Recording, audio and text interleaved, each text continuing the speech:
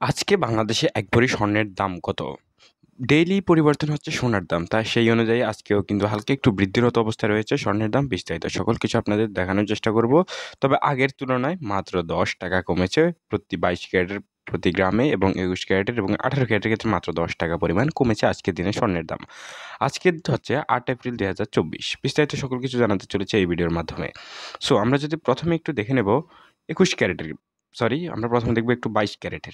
তাহলে আপনারা দেখতে পাচ্ছেন ২২ ক্যারেটের প্রতি গ্রাম স্বর্ণের দাম পড়বে ৳৯,৫২০ এবং ২১ ক্যারেটের প্রতি গ্রাম স্বর্ণের দাম পড়বে ৳৯,০৯০ এবং ১৮ ক্যারেটের প্রতি গ্রাম সোনার দাম পড়বে ৳৭,৭৯০।